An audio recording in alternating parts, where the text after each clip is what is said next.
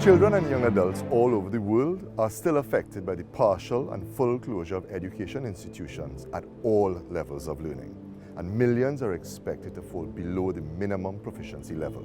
With this in mind, our Ministry of Education has been extremely active over the last 2 years, constantly reviewing the situation and making critical decisions to help reduce the impact of the pandemic on our students. I am Nyan Gatsudoli, Minister of Education, and education has been very difficult in 2021.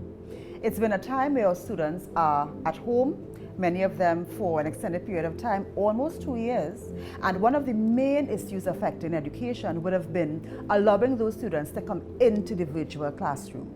So one of the main achievements of the ministry for 2021 would have been getting our students online. And that would have involved getting them laptops, in some cases getting them connectivity. So I want to at this time recognize our corporate sponsors. Our corporate sponsors have been extremely good. We have had them giving over 23,000 devices to our children. And add that now to the 20,000 devices procured by the government in the course of this year. And we have been able to distribute these devices to our students, because that is our main focus, ensuring that our students are online. In 2021 and 2020, every student having a chance, no student being left behind, meant that our students needed to all be in the virtual classroom. So that's one of the main things we were looking at. And as we continue that student focus, another area was getting our students back out to physical school. Now, of course, this had to be done on a phased basis. But one of the main recommendations from our stakeholders is that they wanted to see a closer nexus between the school and the health services. And so that would have resulted in the institution of the Education District Health Unit, where we have a doctor and nurses assigned to every district, and they form that collaborative role between the schools and the Ministry of Health. So that in February 2021, when our Forms 4 to 6 students were able to come back out to school, that unit was instrumental in handling and managing our COVID cases, because naturally, in a pandemic, in the schools, there would be situations arising. And so they continue, even now, to manage that circumstance at our schools. Another major issue was examinations. And our students doing their local examinations, which would be the SEA for our Standard 5 students, as well as our Form 5 and 6 students who did the CXC exams. Now, this is critical, because our students, having been at home, would have been a little worried about whether they would be able to continue their education and progress to their next stages. So being able to implement the SEA and the CXC examinations in 2020 and 2021 meant a lot to our country and to those students. And so we were very happy at the Ministry of Education that though it was very challenging, we were able to surmount those challenges and allow our students to progress.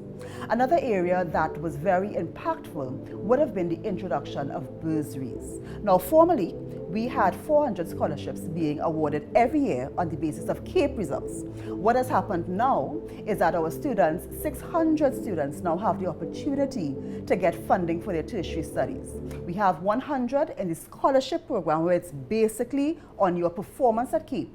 And now we have 500 opportunities with the national bursaries. And they differ because those bursaries are now targeted to the developmental needs of Trinidad and Tobago, and also through the implementation of the means test for the bursary, which is different from the scholarships.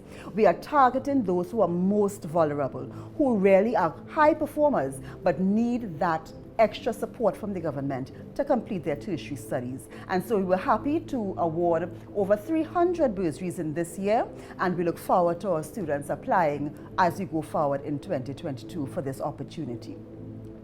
In terms of our schools and our focus on our schools, even though we have had students away from school, the focus on infrastructure, the physical infrastructure, has not stopped. So we would have completed over 100 projects in the schools, actually doing repairs, and we were also able to open over 8 newly constructed schools, or schools where there were major refurbishment projects, and that has been an achievement of 2021. Of course, this comes at a high price, and so we are into the phase 2 of this project now, and we will be seeking the funding to move ahead with that as we move into 2022. Digital transformation, something that's on the lips of everyone, because now our students are in the virtual classrooms. So in 2021, this is where we laid the foundation for our digital transformation. And that came first with the introduction and the approval of the Educational Technology Unit at the Ministry of Education. That unit did not exist before. But of course, with students being online, with teachers having to deliver online, that unit is critical, because we need our teachers to be well resourced and trained. We need our students to understand what they have to do. And we also need, as we move into 2022, to organize this online experience. We've been really operating in an ad hoc, emergency way. And our teachers and students have done really well, and of course our parents. But we want to get to the stage where we have a school learning management system, where our teachers have organized e-classrooms and they're able to offer the highest level of online and blended education to our children. So even as they come back out to the physical classroom, we expect that that e-classroom and that virtual environment will still exist. So working towards that means, in the first instance, staffing an educational technology unit, and that has begun in 2021 at the Ministry of Education. So we look forward to that coming to fruition. In addition to that, we have just evaluated the tenders for ebooks, because certainly the government, as well as corporate Trinidad and Tobago, has made a substantial investment in the infrastructure for our students to be online. So we want to ensure that along with the school learning management system, we also have the ebooks to complement that, and the e-resources to allow our students to really get the benefit of virtual education. So that is on the cards, and we are looking forward to that award with the cabinet approval as we move into 2022. And as we speak of that digital transformation, that is but one aspect of the transformation of education in Trinidad and Tobago. There are many different areas, and these will form the basis of our Educational Policy 2022 to 27. And those consultations are just about to begin in December of 2021. We would have done a consultation in 2020 where we garnered from the public their expectations about how this transformation should take place, what should happen. So in 2021, we are saying to the public, this is what we want to do. What are your thoughts on our specific plans for the transformation of education? So as we come to the public between December and January of 2021 and 22, we will be looking for their approval of what we want to put into education based on the consultation of 2020. So that is extremely important. It speaks to curriculum reform. It speaks to digital transformation. It speaks to the equity of quality education across our schools. It speaks to the achievement of student success, individual success, and how we do that. It speaks, of course, to what we have said in digital transformation. It speaks to many other areas of really specific school performance, and we want to hear from the population what are their thoughts and our recommendations to go forward. So all of this encapsulates what's been happening in education in 2021, our plans for 2022, and how we plan to take our students forward and transform our education system. Increased emphasis on occupational health and safety and the industrial relations issues of layoffs, forced vacations, vaccination requirements, remote working, and rotations are just some of the additional issues in an uncharted territory that the Ministry of Labour has had to deal with in the last year. But this is just part of the portfolio, and a lot more has been going on here. Hi, I am Steve McClatchy, Minister of Labour, welcoming you today to this discussion on the accomplishments of the Ministry of Labour for the year 2021. As you know, the Ministry of Labour has as its mandate the socio-economic development of Trinidad and Tobago through legislation that allows us to look at workers' rights, employees' rights, the role of the citizenry in terms of getting things done through labor legislation, which is meant in general to create industrial peace, to create social dialogue, and to create what we would say legislation that allows us to manage in an appropriate way. In that regard, in 2021, we have moved our legislative agenda ahead from 2020 by now bringing real laws that are being discussed at the level of Parliament. These laws that we are looking at include the Industrial Relations Act, the Retrenchment and Severance Benefit Act, the Cipriani College of Labor Act, the Trade Unions Act, and we are currently just passed through the Senate the repeal of the Foreign Workers Act. All these pieces of legislation would likely happen in 2022. And as a result, we can look forward to the work done in 2021 as we navigate that particular stream. People always ask what opportunities are available through the Ministry of Labor with regards to employment. Within the ministry, we have three areas that we actually bring people into the world of work. The first is the on-the-job training, and in 2021, we recruited 1,543 trainees that we placed, bringing the total cohort to 3,749. We also use the National Employment Service, which is a registration service where people are registered and are placed in private and public organizations. To date, we have registered 1,241 persons, and we have found placement for 423 of those registered with us. The other area we have is in the farm program, the Canadian Farm Program, where we currently have 499 of our nationals working on farms in Canada, and who on their return is likely to bring the technology and learnings to help our own process in our agricultural development. One of the important divisions within the Ministry of Labor is the Conciliation, Advisory and Advocacy Division. They are charged with maintaining industrial peace by bringing workers representatives, and the public together to reconcile differences and to make a difference. To date, they have received 9,536 inquiries. They have managed 1,266 trade disputes. They have held 1,055 conciliation meetings, and they have had 54 vettings of terms and conditions that have been agreed between employers and employees. They have continued to manage well using social media and online platforms in order to maintain that connection between themselves and those they serve.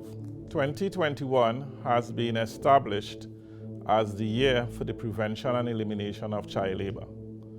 The Ministry of Labor and I myself hold this very dear to my heart with regards to these children that are being exploited. We do not have in Trinidad and Tobago a high prevalence, but that does not mean that it does not exist. And we should be doing everything in our power to eliminate, report, and ensure that our children are well protected. In this regard, the Communications Unit has a year-long program to sensitize the citizenry of Trinidad and Tobago in terms of how to identify and report instances of child labor. To date, they have done a pledgeathon, they have done a video, they have done a number of online programs geared towards that sensitization. You will see in the next year many more such activities taking place, and we ask you, and I make a personal pledge to you, to help us identify and eliminate child labor wherever it exists. There are many other units within the Ministry of Labor that are doing really good work, and I want to applaud them for the work that they would have done in a time that has really stretched us. I tip my hat to you for doing that work. I want to also thank you, the general public, for supporting us. I also wish you a very happy Christmas, a very prosperous New Year. Go with God and stay safe. The Ministry of Housing, through the HDC and partnership with private industry, has been able to deliver on the hope and aspirations of many families in various parts of the country. A number of families can now face the challenges of a post-pandemic world with the comfort that comes with home ownership, and that's good news. My name is Penelope Beckles, Minister of Housing and Urban Development. The pandemic-related ups and downs have meant that in many ways, most of us and our families have been under pressure of one kind or another. Our position was not unique in the world, but we were able to continue our mission, even if on a reduced scale. The HDC, despite the unavoidable pause of our construction sector from the start of the pandemic to July of this year, facilitated the dream of home ownership for 848 families through allocations and handovers of keys at 36 locations. As a direct response to the pandemic, the HDC opened an office in San Fernando and introduced extended opening hours, including weekends. The e-tender platform and electronic payment to HDC via bank pay systems also reduced the need for customers to visit the HDC, eliminating customer exposure to COVID. With the lifting of restriction, work has resumed on 4,029 units. The LSA continued its phenomenal work of regularizing settlements, and in spite of the shutdown, has either completed or started work that upon completion will result in the allocation of lots with their titles and deeds and assistance to build or refurbish homes, benefiting a total of 1,735 families, comprising approximately 7,880 persons. The LSA also conducted the distribution of lots of land to former Petrotrin workers at La Savane and nurseries, with work ongoing at Glenroy site. Further, this year, through the LSA, we were able to help 160 families with starter homes and another 79 families with home repair grants. This year, the Ministry Housing Program Facilitation Implementation Unit also surpassed expectations with grants, distributing 678 home improvement grants, benefiting approximately 3,051 persons. The TTMF issued 636 new loans, paving the way to new home ownership for 636 families. Mindful of the challenges of the times, the TTMF also set up its mortgage deferral program, which gave 4,059 families relief from defaulting on their mortgages. The East Port of Spain Development Company displayed commendable innovation, shifting some of its social program to a virtual platform. And since lifting of the lockdown, the company has resumed its maintenance and infrastructure work in East Port of Spain, including the installation of equipment for a children's play park, the construction of an office building at the Highlanders Pan Theatre, and the construction of 50 toilet and bath facilities for families in need in the East Port of Spain area. In 2021, the Ministry of Housing and Urban Development charted a way forward to make Trinidad and Tobago Housing Development Corporation, or the HDC, even more productive and responsive to your needs. It's called the HDC Reset. And in 2022, you can look forward to 2 new companies emerging out of the HDC as we split construction from maintenance to create greater efficiency and better serve our clients. Once again, I wish to thank everyone, from our family to yours. Have a blessed and happy season filled with love and laughter as we give thanks for 2021 and work towards a more prosperous 2022. Stay safe. Agriculture's focus on local production meant that we were in a much better place to meet the disruptions brought on by the pandemic. It also helped reduce the reliance on imports with the consequent demand for foreign exchange. The government, through this ministry, was able to assist vulnerable families with healthy, fresh food while supporting farmers, ensuring a robust foundation for the post-pandemic economy and much more. I am Clarence Rambrat, Minister of Agriculture, Land and Fisheries. In 2020, the ministry was dominated by the COVID. We had a lot of things to do, in particular to make sure that we had the flow of food into Trinidad and Tobago, in particular having the farmers productive and having the markets open. The most important thing the ministry did in 2021 is in relation to what we call the food boxes. In May, when we had a spike in the COVID cases and we went into partial lockdown and then almost a complete lockdown, the Prime Minister indicated to the country that the ministry will provide food boxes to those persons who needed it, local vegetables, local fruits and local processed chicken. And at the end of the program in September, we were able to deliver beyond the target that we had set out. We had set out to deliver between May and the end of September 125,000 boxes. We were able to do much more than that. In fact, we did 139,000 via the members of parliament, the 41 constituencies. And we did some through NGOs and faith-based organizations and individuals. We did about 49,000 via the councillors, local government councillors, 139 local government councillors, and 12 Tobago assemblymen. And in all, I think we got above 185,000. So we promised 125, we delivered 185.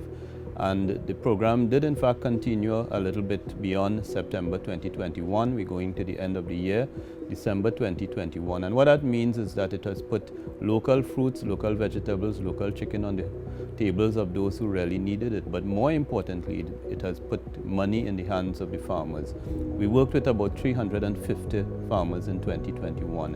In 2020, we worked with 72. And this has meant close to $80 million going in the hands of the farmers. And when you put money into the hands of the farmers, it means that jobs are created in their communities. It means that the farmers can invest and continue to invest. In some cases, some of them were able to invest in machinery, were able to expand, were able to do some improvements, and most importantly, were able to keep the food flowing into the market boxes and keep the people that we have to serve, keep them fed. And it was a very important project of the ministry. We continued our land leases throughout the year, even though we had to stop for a short period when the COVID restrictions meant that we could not actually meet the persons to give them their letters of cabinet approval. As soon as we were able to, we resumed, and we've done hundreds and hundreds of distributions for this year. People who have been waiting for 60 years, 40 years, 30 years across the country. People have been waiting on the renewal of residential leases, agricultural leases, commercial leases. Some institutions, the Zoological Society and other institutions, they were able to have their approvals this year. Very important project. We continue that into 2022, and it is an important thing that we do for farmers and for residential state land occupants across the country. We've had some significant private sector investment in 2021. As I said, at any time during this year, we've had about $200 million in private sector investment. Some of the most important projects, Novo, for example, $60 million project in Couva launched in 2021, and that takes up produce from farmers across the country. It is processed, it's an agro-processing facility, it's processed and it is put on the shelves of supermarkets across the country, the most important one being Massy. We've had the Aripo Livestock Station in 2021. $21 million in private sector money was invested into that livestock project. That is a partnership with the ministry. It is a significant project. It will double the production of milk that is sold to Nestle in Trinidad and Tobago. 2022 is a major year for that milk production to come on stream.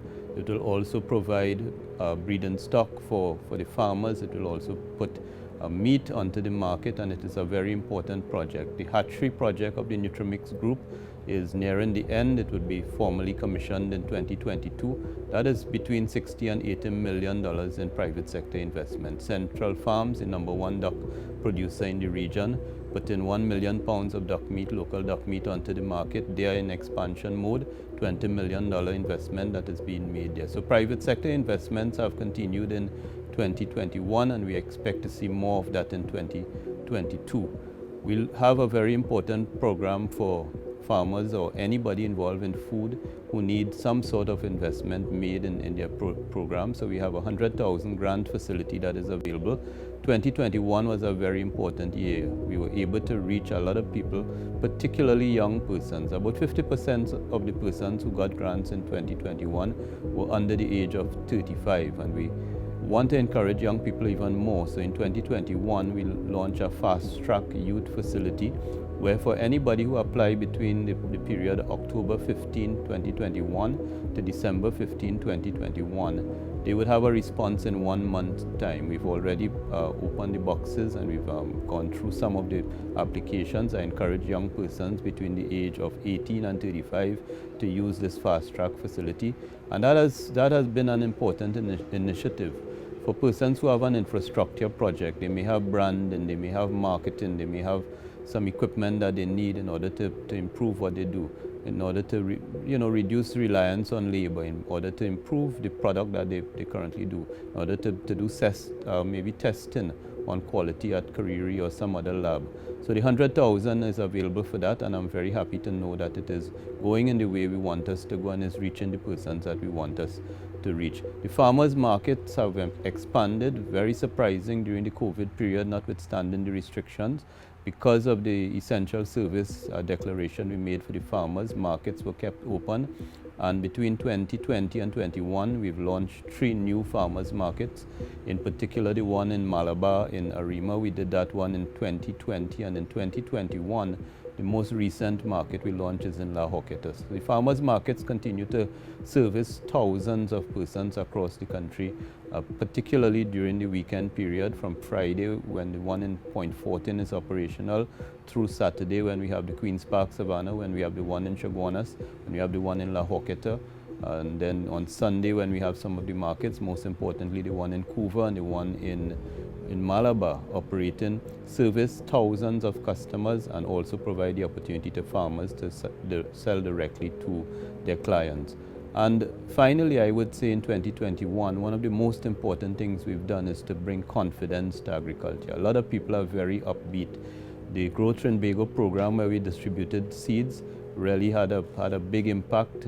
There's a 45% increase in home, people who do home gardens, people who make use of the seeds, continued interest. The fact that the private sector is investing tells you that there is confidence. The fact that the farmers are growing and they continue to feed us. We've not had shortages. We've not had major price hikes, except where we have those seasonal increases. The farmers are upbeat, the country is upbeat, the country has a lot of confidence in our ability to continue to feed ourselves. And notwithstanding all the challenges that we face, I think it's been a good year for Trinidad and Tobago and a good year for our farmers. I'm very happy. I want to thank the farmers, I want to thank the population for all the support, and we're looking for greater confidence in 2022 as we continue to grow Trinbago. Thank you.